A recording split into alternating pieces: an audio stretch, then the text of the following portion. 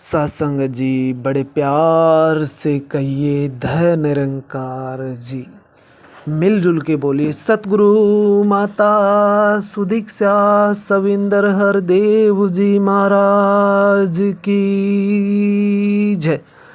सत्संग जी बड़ा ही सुंदर सौभाग्य है जो सभी संत महात्माओं के पावन चरणों में बैठकर हमें इस भक्ति रस का आनंद प्राप्त करने का शुभ अवसर हमें प्राप्त हो रहा है। सत्संगत कहा भी गया कि संत मिलन को जाइए तज माया अभिमान, ज्यों ज्यों पग आगे धरो कोटिन यज्ञ समान। सत्संगत हम सतगुरु की तरफ एक कदम बढ़ाते हैं तो सत्संगत सतगुरु हमारी तरफ 100 कदम बढ़ाता है, क्योंकि सत्संगत सतगुरु जानी जान होता है। सत्संगत हर घट की जानने वाला होता है, बख्शनहार होता है। सत्संगत कहा भी गया है कि खुदा का जिसको एहसास नहीं होता, खुदा की कसम खुदा पास रहकर पास नहीं होता। आओ सत्संगत, ये परमात्मा पहले भी हाजिर नाजिर था, अब भी है और आगे भी रहेगा, लेकिन सत्संगत इसे जनाता है केवल सतगुरु। पूर्ण सतगुरु होता है जो सत्संगत बिल्कुल आनाकानी किए बिना सत्संगत पल भर में इस परमात्मा का अवलोकन करा देता है। सत्संगत इस मूल तत्व को जानने की इच्छा सबको होती है, लेकिन सत्संगत मूल तत्व वही जान पाता है जिसके मन में जिज्ञासा है, जिनके मन में भावनाएं हैं सतगुरु के प्रति प्रेम। क्योंकि सत्संग कहा भी गया है कि God is love, love is God. जिस प्रकार भक्त और संत का प्रेम होता है, उसी प्रकार गुरु और भगवान का प्रेम होता है। सत्संगत कहते हैं कि झुकता वही है जिसमें जान होती है, अकड़ना तो मुर्दे की पहचान होती है। सत्संगत पहाड़ पे सत्संगत चढ़ते हैं तो सत्संगत झुककर चढ़ते हैं, क्योंकि हम नम्रता से चढ़ते हैं। अगर हम सत्संगत उतरेंगे तो सत्संगत बिल्कुल अकड़न होके उतरेंगे। अगर हम नम्रता से उतरेंगे, बिल्कुल झुककर उतरेंगे, तो सत्संगत हमारा संतुलन बिगड़ सकता है, हम सत्संगत पहाड़ से गिर सकते हैं। इससे यही प्राप्त होता है सत्संगत कि हर मुश्किल का हल सतगुरु होता है। सत्संगत जो भी हमारे मन में अहंकार आते हैं, सेवा सत्संग सिमरन करने से सत्संगत ये हमारा अहंकार दूर होता चला जाता है। सत्संगत कहा भी गया है कि भक्त 4 प्रकार के हैं, आर्थ, अथार्थ, ज्ञानी और जिज्ञासु। सत्संगत ये 4 तरह के अलग अलग गुणों वाले ये परमात्मा के पास आते हैं। एक तो होता है जिनके अंदर इच्छाएं होती है, उनके मन में इच्छा है धन मिल जाए, राशि मिल जाए, संसार के सुख सुविधाएं मिल जाएं, ऐसे लोग को हम अर्थार्थ भक्त कहते हैं। वह अपनी कामना के लिए आते हैं और जो भी इच्छाएं उनके कारण वो भक्ति करते हैं। दूसरे भक्त होते हैं आर्थ भक्त, जो दुख के कारण आते हैं, अपने मन में भय के कारण वो भक्ति करते हैं। उनके मन में भय है कहीं मैं मर न जाऊं, पीड़ा से मुझे मौत न हो जाए, वह परम की भक्ति करते हैं। किंतु दुख निवारण भय के कारण ऐसे लोग भक्ति करते हैं। उनके मन में इच्छाएं हैं कि मैं दुख दूर हो जाए। लेकिन सत्संगत तीसरा भक्त होता है जिज्ञासु। सत्संगत जिज्ञासु भक्त होता है जो अर्थशास्त्र का ज्ञान तो प्राप्त करता है, वह तत्व जानने की इच्छा रखता है। वो सत्संगत तत्व को जानकर महसूस करता है कि हम क्यों इस संसार में आए, हमारा क्या काम था। लेकिन सत्संगत वो भी अधूरा है, क्योंकि उसके जीवन में पूर्ण सतगुरु नहीं है। क्योंकि सत्संगत पूर्ण सतगुरु होता है तो सत्संगत उससे निजात दिलाता है। और सत्संगत चौथा प्रकार का भक्त होता है ज्ञानी, जो सत्संगत इन तीनों से अलग है, क्योंकि सत्संगत परमात्मा की राह में चलता है और परमात्मा से प्रेम करता है। ज्ञानी भक्त वह होता है सत्संगत जो पूर्ण सतगुरु के चरणों में जाकर इस परम तत्व का ज्ञान प्राप्त करता है। उसको इस परमात्मा की जानकारी होकर वह भक्ति करता है, क्योंकि सत्संगत जब तक हम परमात्मा को नहीं जान पाएंगे तो हमारी भक्ति अधूरी है। तो सत्संगत इस प्रकार ये चारों भक्ति हैं। सत्संगत पवित्र अवतार वाणी में भी कहा गया है कि माया निद्रा सोया मानव हीरा जन्म गंवाता है, बिना हरि को जाने मानव माल हराम का खाता है। कि सत्संगत हमारा क्या मूल उद्देश्य था, हम क्यों इस धरती पे जन्म लिए? क्या सत्संगत हम खाने पीने के लिए ही जन्म लिए? नहीं, सत्संगत हमारा जो मूल उद्देश्य है इस परमात्मा को जानकर भक्ति करने का।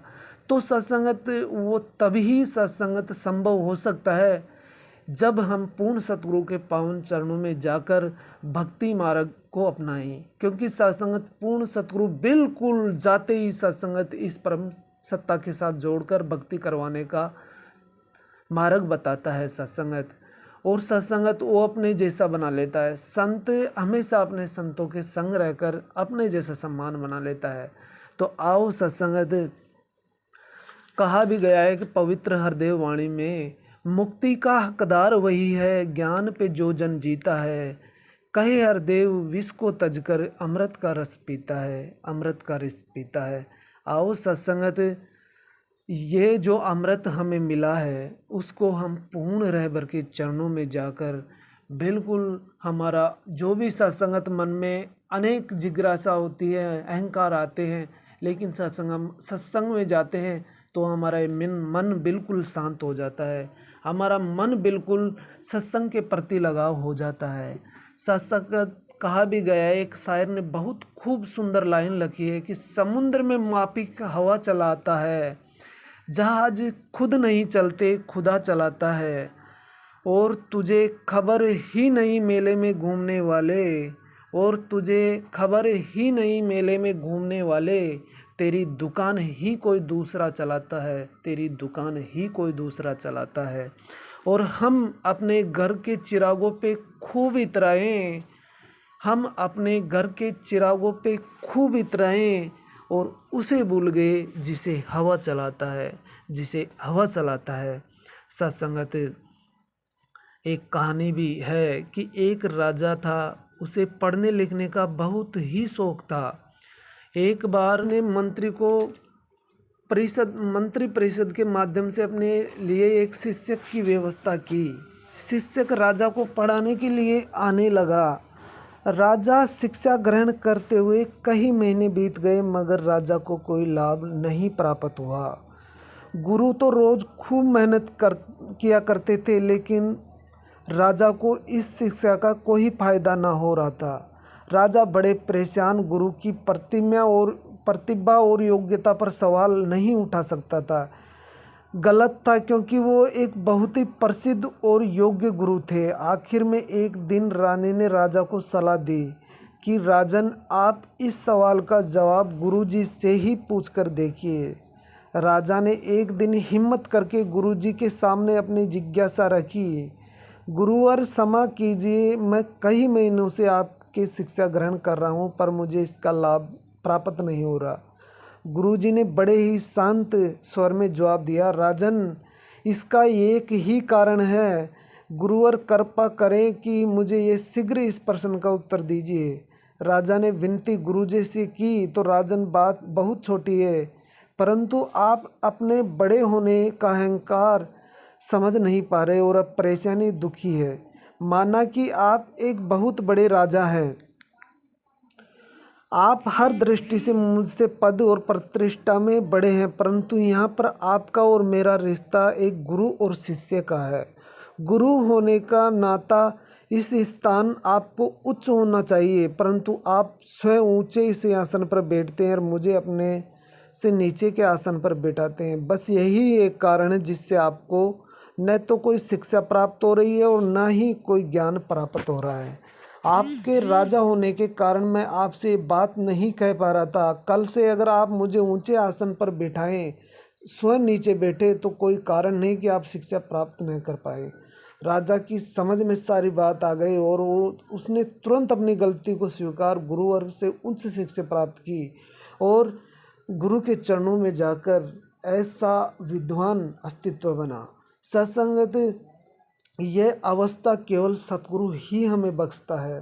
सत्संगत हम संसार में वितरण करते आ रहे हैं। सत्संगत कहा भी गया है पवित्र हरदेव वाणी में जिसकी भक्ति जिसकी पूजा उसका ज्ञान जरूरी है। कहे हर देव पहले ईश्वर की पहचान जरूरी है। आओ सत्संगत हम पहले इस परमात्मा को जानकर भक्ति करें। सत्संगत हम देखते हैं संसार में कि पूर्व वाले पश्चिम दिशा की ओर जा रहे हैं, पश्चिम वाले पूर्व की ओर आ रहे हैं, उत्तर वाले दक्षिण की ओर जा रहे हैं, दक्षिण वाले पूर्व की ओर आ रहे हैं।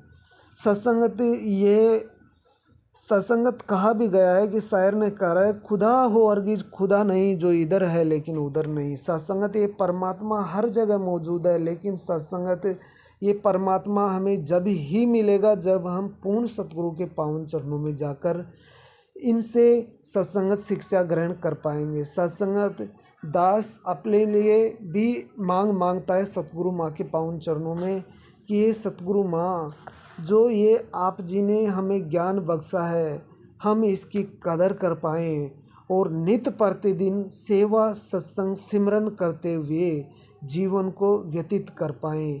सत्संग जी प्रेम से कहिए, धय निरंकार जी।